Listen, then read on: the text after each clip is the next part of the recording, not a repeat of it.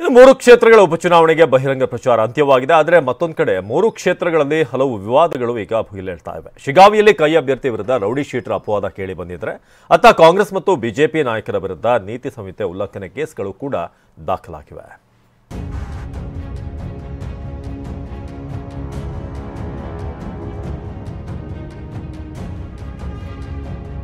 ಮೂರು ಕ್ಷೇತ್ರಗಳ ಉಪಚುನಾವಣೆಯಲ್ಲಿ ಹಲವು ವಿವಾದಗಳು.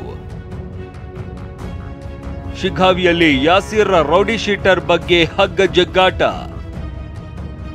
ಶಿಗಾವಿ ಕಾಂಗ್ರೆಸ್ ಅಭ್ಯರ್ಥಿ ಯಾಸೀರ್ ಪಠಾಣ್ ಸುತ್ತ ರೌಡಿ ಶೀಟರ್ ವಿವಾದ ಸುತ್ತಿಕೊಂಡಿದೆ. ಟಿಕೆಟ್ ಘೋಷಣೆಯಾದಾಗಲೇ ಅಜ್ಜಂಫೀರ್ ಖಾದ್ರಿ ಯಾಸೀರ್ ಒಬ್ಬ ರೌಡಿ ಶೀಟರ್ ಅಂತ ಅಬ್ಬರಿಸಿದ್ರು. ನಿನ್ನೆ ಸುದ್ದಿಗೋಷ್ಠಿ ನಡೆಸಿದ ಎಸ್ಪಿ ಕೂಡ ಯಾರದ್ದೂ ರೌಡಿ ಶೀಟರ್ ತೆಗೆದಿಲ್ಲ ಅಂತ ಹೇಳಿದ್ದಾರೆ. ಇದನ್ನೇ ಅಸ್ತ್ರ ಮಾಡಿಕೊಂಡ ಬಸವರಾಜ ಬೊಮ್ಮಾಯಿ ಚುನಾವಣಾ ಅಫಿಡವಿಟ್ನಲ್ಲಿ ಸುಳ್ಳು ಹೇಳಿರುವ ಯಾಸೀರ್ ವಿರುದ್ಧ ಕಾನೂನು ಸಮರ ಸಾರೋದಾಗಿ ಹೇಳಿದ್ದಾರೆ. ಇಲ್ಲ, ಈಗ ಇದೆ ರೌಡಿ ಶೀಟರ್ ಕಂಟಿನ್ಯೂ ಇದೆ. ಈಗ ಹೊಸ ಯಾರಿಗೆ ಕ್ಲೋಸ್ ಮಾಡಿಲ್ಲ. ಇದು ಹಾಂ ಇದೆ, ವಾಪಸ್ ತಗೊಳ್ಳಿಲ್ಲ, ಈಗ ಕಂಟಿನ್ಯೂ ಇದೆ. ಒಂದು ರೀತಿಯಲ್ಲಿ ಎಸ್ ಪಿ ಅವರು ಸತ್ಯ ಹೇಳಿದ್ದಾರೆ. ನಾಳೆ ಡಿಸ್ಪ್ಯೂಟ್ ಮಾಡ್ಬೋದು, ಅವರು ಹೆಂಗೆ ಕಾದಿರೋ ಡಿಸ್ಪ್ಯೂಟ್ ಮಾಡೋದು ನಾಳೆ ಮಾಡ್ಬೋದು. ಸೊ ಅದು ಸತ್ಯ, ಈ ಎಂಕ್ವೈರಿ ಆಗಲೇಬೇಕು. ನಾವು ಇಲೆಕ್ಷನ್ ಮಿಷನ್ ಮೊದಲೇ ಹಂತದಲ್ಲಿ ಕೊಡ್ತೀವಿ. ಬೊಮ್ಮಾಯಿ ಹೀಗೆ ರೌಡಿ ಶೀಟರ್ ವಿವಾದವನ್ನ ಅಸ್ತ್ರ ಮಾಡ್ಕೊಳ್ತಾ ಇದ್ದಂತೆ ಹಾವೇರಿ ಎಸ್ಪಿ ಅಂಶುಕುಮಾರ್ ಪಠಾಣ್ ವಿರುದ್ಧ ರೌಡಿ ಶೀಟರ್ ಇಲ್ಲ ಅಂತ ಮಾಧ್ಯಮ ಪ್ರಕಟಣೆ ಮೂಲಕ ಸ್ಪಷ್ಟನೆ ಕೊಟ್ಟಿದ್ದಾರೆ. ಶ್ರೀ ಯಾಸೀರ್ ಅಹಮದ್ ತಂದೆ ಮೊಹಮ್ಮದ್ ಖಾನ್ ಪಠಾಣ್, ಬೊಮ್ಮನಹಳ್ಳಿ ತಾಲೂಕು, ಹಾನಗಲ್ ಜಿಲ್ಲಾ, ಹಾವೇರಿ ಇವರ ಮೇಲೆ ರೌಡಿ ಶೀಟ್ ಇದೆ ಅಂತ ಕೆಲವು ಮಾಧ್ಯಮಗಳಲ್ಲಿ ಪ್ರಸಾರವಾಗಿರುತ್ತದೆ.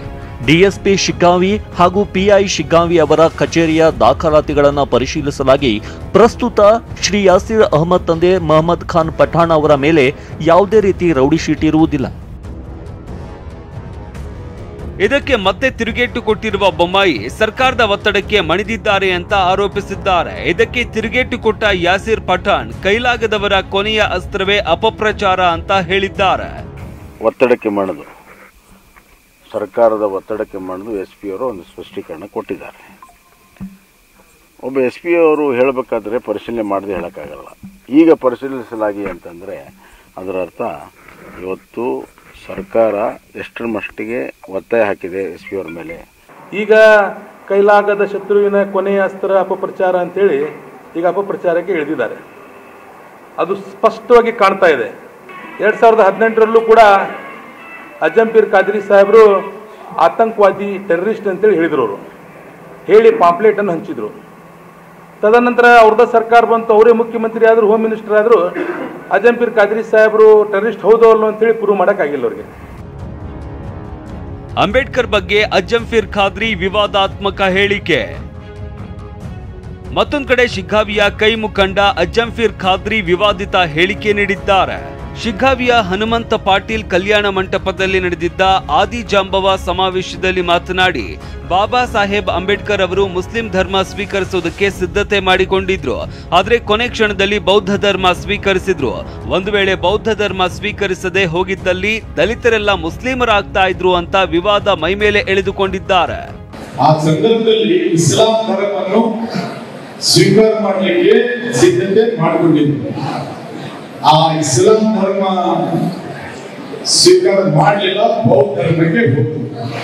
ಆ ಸಂದರ್ಭದಲ್ಲಿ ಬಾಬಾ ಸಾಹೇಬ್ ಅಂಬೇಡ್ಕರ್ ಇಸ್ಲಾಂ ಧರ್ಮ ಸ್ವೀಕಾರ ಮಾಡ್ತಿದ್ರೆ ನಮ್ಮ ಅರ್ಬಿತ್ ಇಮಾಮ್ ಹೆಸರೇನು, ಹನುಮಂತಪುರರು ಹೋಗಿ ಹಸನ್ ಸಾಬ್ ಆಗ್ತಿದ್ರು, ಮಂಜುನಾಥ್ ಇಮಾಮ್ ಹೋಗಿ ಮೆಹಬೂಬ್ ಸಾಬ್ ಆಗ್ತಿದ್ರು.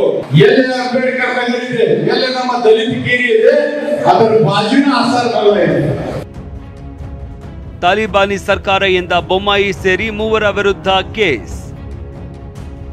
ಇತ್ತ ಶಿಗಾವಿ ಉಪಚುನಾವಣೆ ಸಂದರ್ಭದಲ್ಲಿ ಪ್ರಚೋದನಕಾರಿ ಭಾಷಣ ಮಾಡಿ ಒಂದು ಸಮುದಾಯದ ಭಾವನೆಗೆ ಧಕ್ಕೆ ತಂದ ಆರೋಪದ ಮೇಲೆ ಮಾಜಿ ಸಿಎಂ ಬಸವರಾಜ ಬೊಮ್ಮಾಯಿ, ಸಿಟಿ ರವಿ, ಪ್ರತಾಪ್ ಸಿಂಹ ವಿರುದ್ಧ ಎಫ್ಐಆರ್ ದಾಖಲಿಸಲಾಗಿದೆ.